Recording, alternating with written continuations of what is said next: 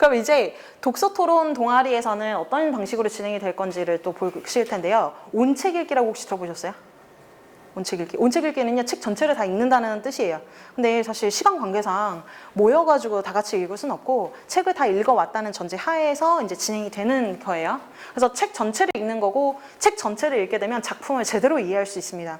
두 번째는요, 토론식 수업으로 이제 진행이 되는데, 그런 식으로 할 경우에 이제 굉장히 집중도가 높게 되죠. 왜냐면 제가 계속 물어보잖아요. 물어보고 답해야 되고, 모르겠고, 그러면 생각을 해요. 엉뚱한 얘기를 해요. 그러다가 과정을 거쳐서 뭔가 딱 나왔을 때 확 흡수돼요. 그러니까 아이가 뭔가를 받아들일 수 있는 어떤 마음을 열어놓은 다음에 뭔가를 먹을 걸 줘야 되는데, 안 먹겠다 하는 애들을 자꾸 먹을 걸 주니까 튕겨나가는 거죠.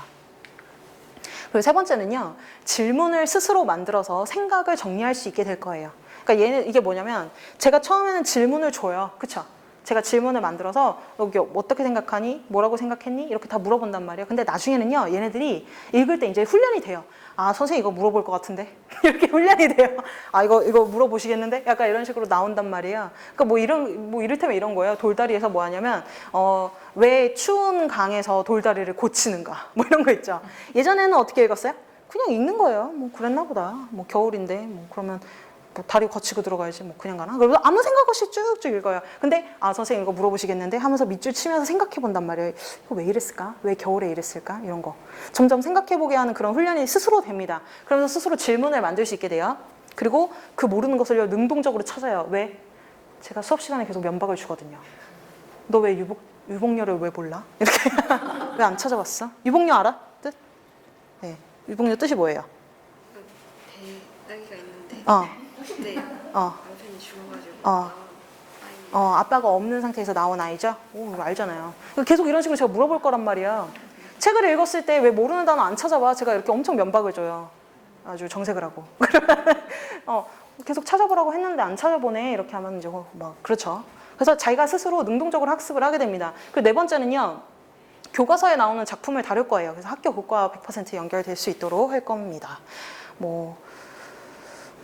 네. 그러니까 문학을 중심으로 한다고 생각을 해주시면 될 것 같아요. 또 강점이 있는데요. 뭐가 강점이냐면, 이게 사실 우리 독서 활동을 하면 그 생기부에 적을 수 있잖아요. 그거를 이제 꾸준히 할 수 있다는 점에서도 강점이 될 것 같아요. 그쵸? 네. 그리고 6번에서는 저희가 이제 반을 나눠서 운영을 할 거거든요. 그래서 심화반하고 기초반을 운영을 나눠서 할 건데, 심화반의 경우에는 디베이트를 해볼 예정입니다. 디베이트를 제가 잘하거든요. 잘 가르치거든요. 네. 근데 이제 디베이트 같은 경우에는 왜 지금 기초반에서는 못하냐면, 작품을 이해를 못했는데 어떻게 디베이트를 하겠어요? 그쵸? 네. 작품을 이해해야지 뭘 다른 걸로 넘어갈 수 있는데, 그렇다고 작품을 이해하는 시간 1시간 가지고 디베이트 1시간? 그러면은 한 3주 정도 해야 돼요. 한 주에 한 번씩 수업한다고 했을 때. 그런 식으로 하면은 진도가 안 나가요. 그러니까 이거는 이제 조금 어느 정도 작품을 그냥 한 번에 읽었을 때 선생님이 뭐라고 계속 질문했는데 10개 중에 8, 9개는 대답할 수 있는 수준의 심화반 친구들이 할 수 있는 수업의 단계입니다. 디베이트 자체가 좀 어렵거든요. 그래서 이거는 이제 작품을 기본적으로 이해할 수 있다라고 했을 때 진행할 수 있는 단계입니다. 그래서 우리가 질문 디스커션을 통해서 지금 문학작품 독서 토론 어떻게 할 거냐에 대해서 얘기를 했는데, 아까 사랑방송님과 어머니처럼 제가 초반에는 강좌를 할 거예요. 강좌를 하면서 계속 질문할 겁니다. 여기 문구 뭔 거 같아? 운수 좋은 날에서 비 오는 날 왜 인력거 끌고 일 나갔어? 이런 식으로 계속 질문하는 거예요. 그럼 애들이요, 아니 일 가는데 비 오는 게 무슨 상관이에요? 막 이런 식으로 얘기한단 말이에요. 근데 그게 애들이 봤을 때는 굉장히 당연한 일처럼 느껴지지만 사실 당연하지 않을 수도 있거든요. 그러니까 그런 거 계속 생각해 봐야 돼요. 그냥 아무 생각 없이 읽어요. 그러니까 계속 생각할 수 있도록 제가 계속 질문을 던지고요. 나중에는 선생님 얘기가 들려와요. 아, 이거 질문하겠구나. 그 상황이 왔을 때는 아이들이 스스로 질문 만든다는 거예요. 그래서 가벼운 문학 작품부터 시작할 겁니다. 뭐 처음부터 막 100페이지, 200페이지짜리 그런 거 읽으면 너무 질리잖아요. 그래서 한 10페이지, 뭐 20페이지 그 안팎의 작품들을 읽을 거고, 네, 그런 작품을 읽으다고 보면 될 것 같고요. 그리고 제가 봤을 때는 한 달에 한 3편이라도 정확히 읽으면 돼요. 3편씩 정확히 읽으면 1년이면 몇 편이요? 계산이 안 되네요. 한 50편 정도 될까요? 네, 아닌가? 40편? 50편 정도라도 제대로 읽으면 이거 굉장히 도움돼요, 1년에. 그리고 그래서 우선 제가 그 온책 읽기 청소년 독서 동아리에서 할 내용은 디스커션식 독서 방법이에요. 한 작품이라도 제발 제대로 읽었으면 좋겠다. 그 흡수율이라는 게 있는 것 같아요. 아이들이 어떤 작품을 읽었는데 아까 그 뇌사진 보셨잖아요. 그 뇌사진 옆에 A 요만큼 흡수한 것도 있고 이만큼 감동을 받은 것도 있었단 말이에요. 근데 우리가 지금 애들을 보면요 다 요만큼씩밖에 못 얻어가요. 뭐 아무것도 못 얻는 것 같아요. 재미가 없대요. 재미가 없다는 거는요 거기서 뭔가 감동을 얻지 못했다는 거거든요. 근데 그런 걸 보면은 그런 식으로 만약에 독서를 한다면 정말 시간 낭비예요. 그래서 책을 안 읽는 것 같아요. 시간 낭비하는 거죠. 재미도 없는 책을 억지로 그냥 뭐 단어 뜻도 모르겠고 뭐 재미도 없고 이런 거를 읽어봐야. 근데 그 작품을 하나하나 읽으면서요 재미를 찾아가게 하는 게 제 목표예요. 그리고 내가 이게 재미가 없다면 왜 재미가 없는지 찾아내는 거, 그걸 스스로. 그거 연습해보고 싶은 거고요. 운영 방안을 알려드릴게요. 네. 우선 기본 교육이 진행될 예정입니다. 우선 11월에, 그러니까 지난달이었죠? 지난달에 중등 독서 토론 교실이 기초반을 대상으로 해서 질문 디스커션을 진행을 했어요. 그때 뭐 어머님이 신청해서 온 친구들도 있고, 뭐 어머님 소개로 본인 의지로 온 친구들도 있고 했는데 생각보다 열심히 참여했어요. 그런데 뭐 잘하진 못했습니다. 그래서 제가 봤을 때는 딱 기본반 정도인 것 같고 이게 확실히 학년에 따라서 달라요. 그러니까 1학년은 확실히 못해요. 그리고 2, 3학년은 확실히 더 좋아요. 그러니까 이게 자기가 밥그릇 몇 개 더 먹었냐에 따라서 확실히 그게 다르더라고요. 이해하는 뭐 그런 내용 자체가. 그래서 우선 제가 봤을 때는 기초반하고 심화반을 나눠서 수업을 해야만 두 팀을 모두 잡을 수 있을 거라고 생각을 했고요. 그 수업 내용은 선생님이 준비한 질문들에 대해서 정확하게 글로 표현하는 연습을 하는 겁니다. 그러니까 예를 들어서 논술하기 싫다. 그러니까 글 쓰는 거 싫다. 그러면 못 와요. 왜냐면 제가 계속 글쓰기 시키거든요. 왜냐면 제가 한 질문에 대해서 제대로 답변하지 못하면 계속 다시 쓰게 시켜요. 굉장히 불행해합니다. 네. 정말 못 쓰면요 받아쓰기 시켜요. 네. 물론 샘플은 줘요. 샘플 이런 식으로 했으면 어떻겠냐. 그럼 금방 열의가 있어야지 사실 된다는 의미고요. 그리고 이제 4회차 정도로 이제 진행 예정입니다. 4주 끝나고 네 반을 나누겠죠. 그래서 기초반하고 심화반을 분반을 할 건데요. 이게 어떻게 식으로 진행될 거냐면 각 수업별 하구조를 구성할 거예요. 그래서 그 조장이 조금 역할을 했으면 좋겠어요. 그래서 팀원과 협력해서 활동을 할 수 있도록 할 건데 이 하구조라는 게 어떤 의미냐면 심화반에 들어가는 거는요. 여기 저희 관장님이 저한테 권한을 주셔서 제 맘대로 하라고 하시더라고요. 제 맘대로 하면 운영이 잘 돼요, 실제로. 근데 그거는 진짜 확실해요. 네.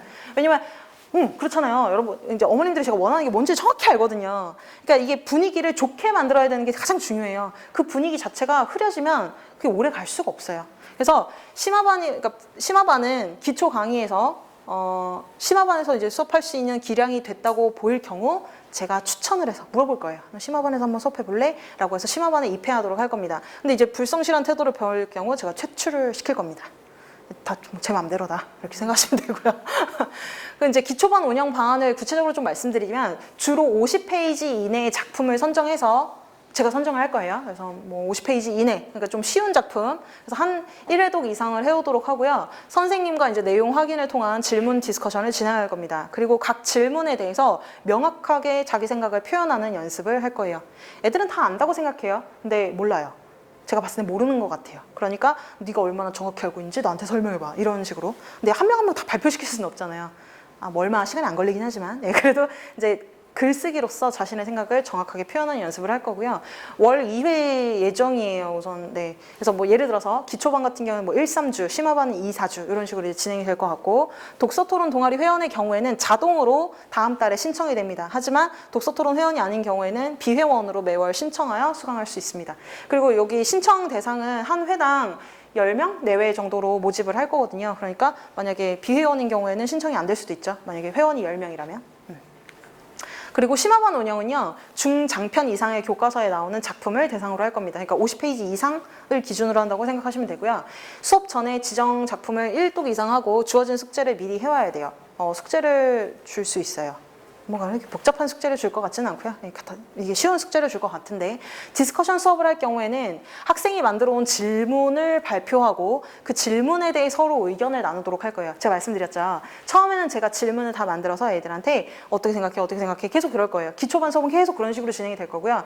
심화반 수업부터는요, 아이들이 질문을 만들어 와야 돼요. 그리고 제가 그 질문을 판단할 겁니다. 이거 좋은 질문. 이상해, 버려. 이렇게. 왜요? 왜 버려야 돼요? 그건 나중에 알게 될 거야. 그래서 이제 계속 그냥. 여러분 있잖아요. 이게 그런 거예요. 이게 뭐죠? 이게 뭐죠? 볼펜이죠? 근데 자꾸 이 친구가 이거를 지우개라고 하는 거예요. 그럼 이게 왜 지우개가 아닌지를 설명하는 게 더 오래 걸려요, 사실. 이게 왜 볼펜이냐고 증명하는 것보다 이게 왜 지우개가 아닌지를 설명하는 게 더 힘들어요. 그러니까 애들이 숙제를 잘못해 왔을 때 그거 아닌 것 같아. 그냥 넘어가. 약간 이렇게 그런 식으로 설명하거든요. 그러니까 애들이 그냥 감을 찾아야 되는 거지 그게 왜 아닌지를 설명하는 게 더 어려워요. 그런 것도 있어요. 첨삭을 제가 가끔 하기도 하는데 애들이 거의 첨삭 안 하거든요. 숙제만 내주고. 근데 첨삭글을 봤을 때 왜 첨삭을 안 해주냐면 첨삭할 수 없기 때문인 경우가 많아요. 그게 무슨 말이에요? 첨삭할 수 없다는 게? 아니 내용이 틀렸는데 뭘 첨삭을 해요? 문장을 고치라는 건가요? 그럴 수 없잖아요. 그러니까 내용이 완전히 그냥 어떻게 할 수가 없어요. 그냥 새로 창작을 해야 돼요. 제가 새로 써줘야 돼요. 그런 거는 거의 의미가 없잖아요. 그러니까 뭐 그런 의미다라고 생각을 하시면 됩니다. 그래서 이제 질문을 애들이 만들어 오면 그 질문에 대한 판단을 하고 괜찮은 질문에 대해서는 같이 얘기를 해볼 거예요. 그래서 그런 식으로 이제 진행이 될 건데 그 디베이트 수업을 할 경우에는 선생님이 미리 논제를 줄 겁니다. 그리고 찬반으로 나누어서 입론서를 작성하고 토론하도록 할 거예요. 근데 여러분 그 모임 시간이 1시간 반 정도거든요.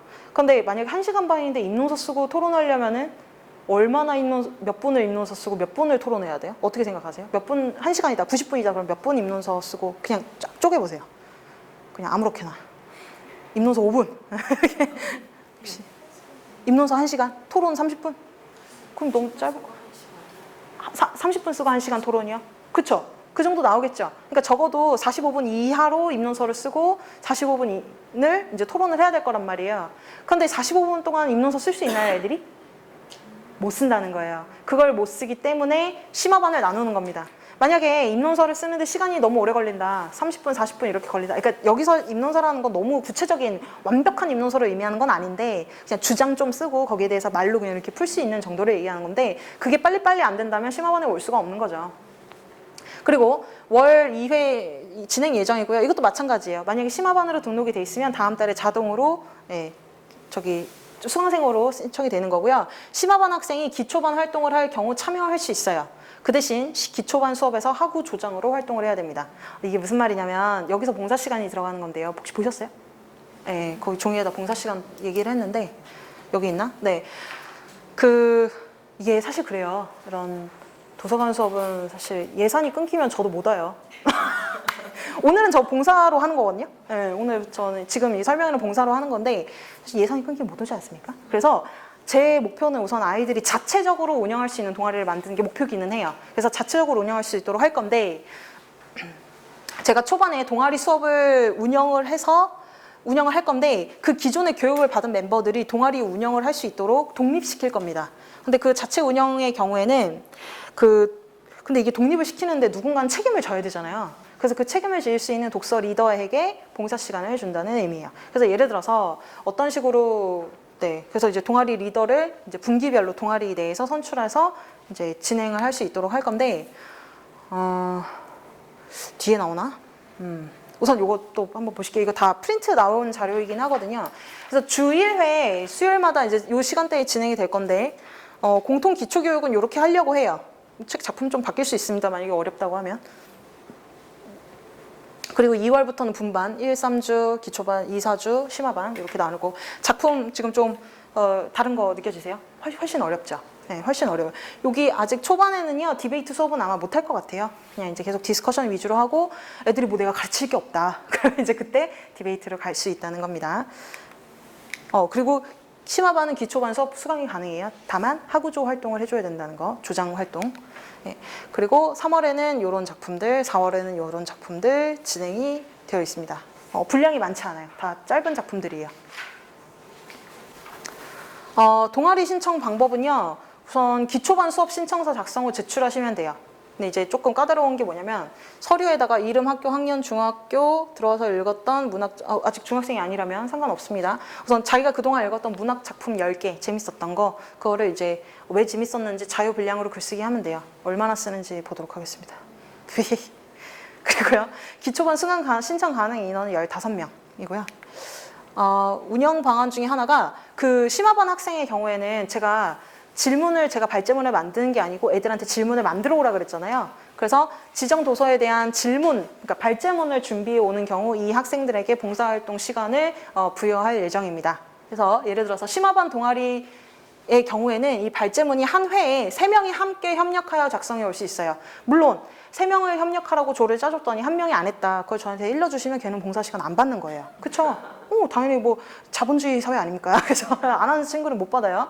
그리고 기초반 동아리에 심화반 학생이 발제문을 만들어 올 경우 2명이 함께 협력하여 작성할 수 있습니다. 여기서 협력 대상이라는 거는 이제 심화반에서 2명이 같이 들어갔다는 얘기죠. 그래서 그 심화반 학생들이 발제문을 만들어 올 수도 있고요. 그런 경우에도 봉사 시간 인정해 드립니다.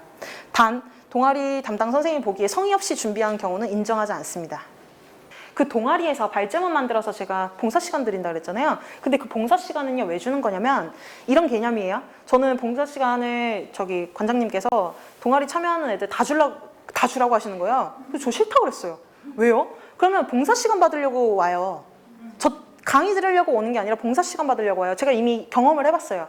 봉사 시간을 준다고 하니까 봉사 시간 받으려고 억지로 와 있어요. 그리고 그런 친구들 억지로 와 있으면 공부 될까요?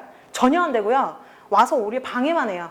왜냐면 분위기를 완전히 망가뜨려 놓거든요. 그래서 제가 봉사 시간 주지 말자 그랬어요. 그리고 봉사 시간을 주는 이유는 그거예요. 내가 봉사하는 이유는 사실 봉사는 사회 기여라고 생각하거든요. 그러니까 네가 사회 기여를 했기 때문에 봉사 시간을 받는다라고 생각해요. 그거는 어머님들도 정확히 그 의도를 아셔야 된다고 생각합니다. 그래서 학생들이 발제문을 만들면 그 내용을 제가 정리를 해서 그러니까 공개할 수 있는 자료로 만들어서 공개를 할 거예요. 그러니까 이 친구가 이 자료를 만들어서 다른 사람들이 이 작품을 읽었을 때 이런 것들을 생각해 볼 수 있게 만드는 그런 자료로서 활용할 수 있게끔 봉사한 거잖아요. 그거는 사회 기여한 거니까 그때 봉사 시간을 줄 거예요. 그래서 심화반이나 그 기초반에서 이제 운영하는 장이 되거나 아니면은 뭐 심화반에서 그 발제문을 만들었을 때만 그때 이제 봉사 시간을 준다는 의미였거든요. 그래서 그거는 그렇게 좀 기억을 해주셨으면 좋겠습니다.